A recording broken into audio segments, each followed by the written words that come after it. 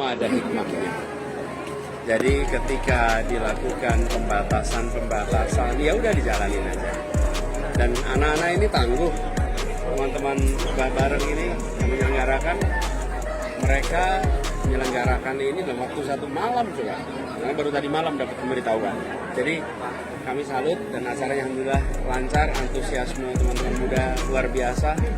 Saya merasa bangga betul bahwa Jogja sebagai kota pendidikan, anak-anak mudanya peduli dengan Indonesia, peduli untuk mendiskusikan soal pendidikan, dan yang mereka sampaikan adalah hal-hal yang penting untuk kepentingan orang banyak. Jadi acaranya lancar, walaupun persiapannya terbatas, dan buat yang mungkin berusaha tidak memberikan kesempatan, yakinlah bahwa rakyat akan terus mencari caranya agar kebebasan berbicara tetap ada jalan.